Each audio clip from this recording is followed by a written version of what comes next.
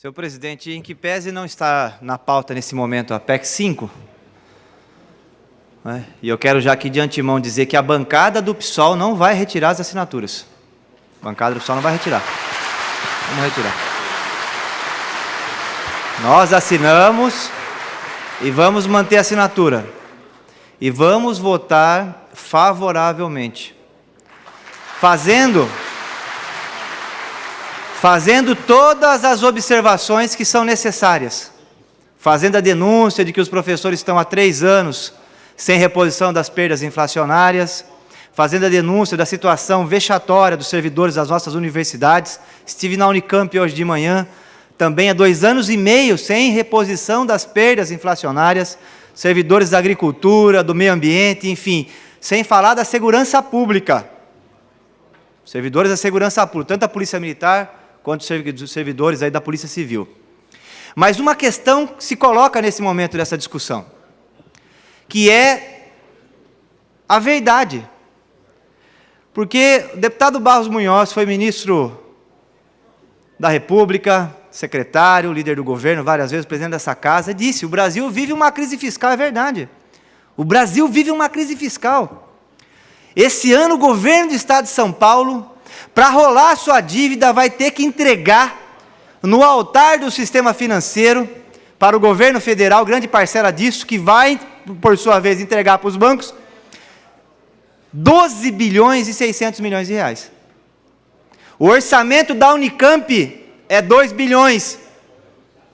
Um país que precisa entrar na terceira revolução industrial, que é a microeletrônica e a tecnologia da informação, porque nós ficamos para trás nisso. Um país que precisa de mais universidades, mais pesquisa, mais dinheiro para fazer pesquisa, porque os militares, quando pensaram a Unicamp, não foram nem os militares. Esse projeto já havia desde a década de 50. Por que a Unicamp em Campinas? Para poder viabilizar o polo petroquímico de Paulínia, para fazer a segunda revolução industrial, que é a petroquímica e a indústria metalúrgica no país. O segundo PND do gás, o que endividou o país, mas pelo menos trouxe o polo petroquímico para o Brasil, e nós conseguimos desenvolver a indústria metalúrgica no país. Foi empréstimos em dólar, é verdade, foi empréstimos em dólar, a taxa de juros mudou depois? Mudou, mas está aí. A Açominas, a Vale, está aí Itaipu, está o Parque Tecnológico da área da metalurgia e o polo petroquímico e a Unicamp estão aí.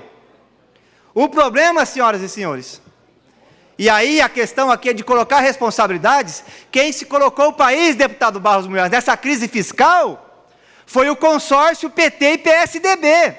É preciso dizer aqui, a dívida pública do governo federal em 94 era de 70 bi. Esse ano aqui nós vamos queimar 500 bilhões de reais para rolar a dívida pública, para poder sustentar uma inflação, um câmbio valorizado, e essa ficção que virou o país, que é uma república rentista. Vocês criaram essa situação fiscal, atolaram o Brasil no último século. É o período que a gente menos cresce a economia, menos de 2%, é o maior hiato da história do Brasil. Nós voltamos antes da época do café. A economia brasileira está andando de marcha ré há anos, principalmente depois dos anos 90. Quem manda no Brasil hoje é meia dúzia de banco. A gente já chegou a crescer 17%. O país era uma fazenda em 1930, virou a 6ª economia do mundo. Em 84, pela primeira vez na história da República em 500 anos, o Brasil teve superávit na balança comercial em exportação de máquinas. Primeira vez. E de 84 para cá nós começamos a andar em marcha ré, e nos anos 90 a coisa piorou de vez. O Brasil hoje funciona para rolar dívida. Aqui em São Paulo é uma vergonha. 12 bilhões nós vamos queimar esse ano aqui de arrecadação. Trabalho do senhor e das senhoras. E agora vem dizer que não tem dinheiro? Vocês criaram, jogaram o país na mão do sistema bancário, criaram essa crise fiscal monumental, e agora querem empurrar para a categoria do servidor, pagar a conta, todas as categorias.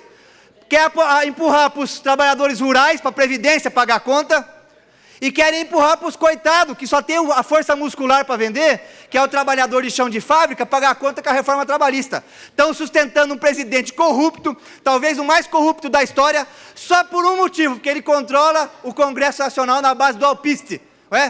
Disse lá o rapaz da Odebrecht, lá, o mineiro, com sotaque, todo respeito ao mineiro, adoro o povo de Minas, mas foi até curioso ver o sotaque do rapaz da Udebesp, que ele diz o seguinte: uai, só, aqui no Congresso funciona na base do alpiste. Dá o alpiste e aí o passarinho fica na gaiola. O que é o alpiste? Era a propina para aprovar projeto para aprofundar a dependência do Brasil com o sistema financeiro. Agora vem dizer que tem uma crise fiscal e que o servidor tem que pagar a conta. Nós precisamos repor a verdade aqui. Ué, vocês não fizeram a privatização aqui em São Paulo? Não, vamos vender o Banespa. Discurso dos tucanos aqui em São Paulo. Vamos vender o Banespa que vai ser uma beleza, não vai ter mais dívida em São Paulo. Nós vamos vender o Banespa e vamos pagar a dívida. Aí venderam o Banespa. Agora o Banespa não deu, viu? Vamos entregar as rodovias. Aí entregaram as rodovias para pôr pedágio. Aí o dinheiro não deu. Vamos vender a Comgás. Venderam a Comgás. Agora a CPFL tem que ser vendida. Vamos entregar a CPFL que aí a dívida vai baixar e vai ser uma beleza. Venderam a CPFL. Parte da CESP, venderam também. E nós estamos entregando patrimônio. Agora até prédio público estão querendo fazer leilão. E vamos queimando o patrimônio. Queima tudo na fogueira. E a dívida baixou, gente.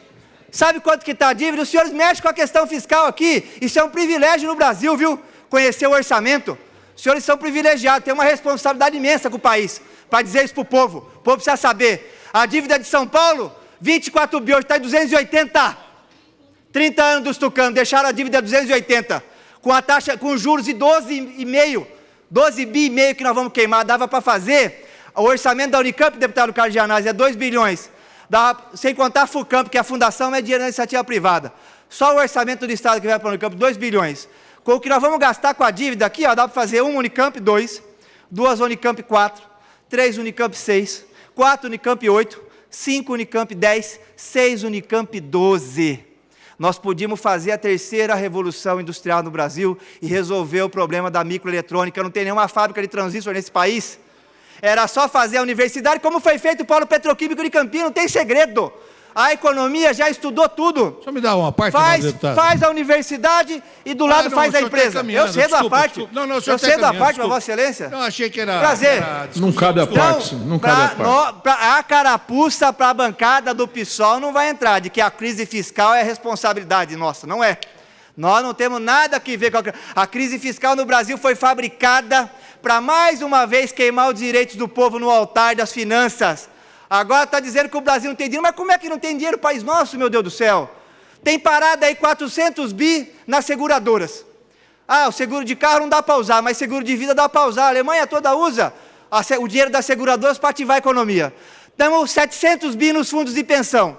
A Alemanha e os Estados Unidos usam, a Alemanha tem até lei. 80% do dinheiro do fundo de pensão tem que ir para a cooperativa de crédito, para emprestar para a dona de casa que quer fazer uma fabriquinha de costura, para que quer abrir a sua padaria, é usado para ativar a economia, fundo de pensão. O Brasil tem 700 bi. Sabe o que aprovaram recentemente? Conselho Monetário Nacional? Autorização para o fundo de pensão por 100% de emprestar 100% para o governo, para rolar a dívida. Então o dinheiro tem. E sem contar os 500 bi esse ano aqui, que nós vamos rolar a dívida do governo federal. Então foram os senhores que criaram a crise fiscal nesse consórcio PT, PSDB, que só quem está ganhando, entrou Lula, 2 mandatos, entrou Dilma, 1 mandato e agora Temer. Qual é o setor da economia do Brasil que está deslanchando? É exportação de matéria-prima. Nós estamos voltando à República do Café com Leite e alguém precisa denunciar isso. O Brasil está andando para trás. A economia não cresce, a produtividade não cresce, a tecnologia não é absorvida pelo país e só quem está vendendo é a matéria-prima. Nem agregar valor agrega essas cadeias produtivas aí, da chamada agora, nome bonito, né? Eu vejo a Miriam Leitão falar no Jornal da Globo News, commodity. Commodity é matéria-prima, é vender soja, é exportar água. País rico é país que exporta máquina, exporta tecnologia, exporta equipamento, carro, eletrodoméstico, linha branca, computador. E infelizmente, se a gente olha a balança comercial do Brasil, nós estamos voltando à época do café, antes de 1930. E é uma tragédia, hein? Porque São Paulo, que já foi quase 50% do PIB do país, tem uma grande responsabilidade para tirar o Brasil dessa situação. Era aqui nesse parlamento que nós deveríamos estar discutindo um novo caminho para o Brasil, porque foi de São Paulo, com a exportação de café, que nós geramos as divisas para poder industrializar o Brasil. E não, o que nós estamos debatendo hoje nesse parlamento? A verdade é que se diga, emenda parlamentar. Essa é a agenda. E venda de patrimônio público. A crise fiscal, deputado Barros Munhoz, tem nome e sobrenome.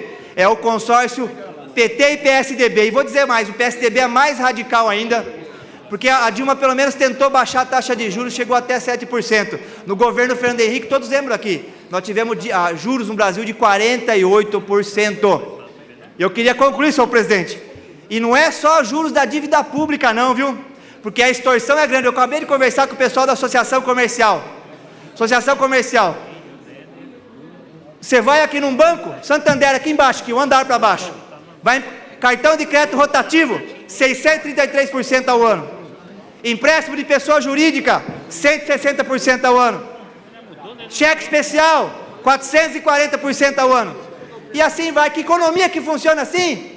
Não tem situação fiscal que dê jeito, enquanto os bancos não forem enquadrados dentro do projeto nacional desenvolvimentista, um projeto para beneficiar quem produz riqueza nesse país.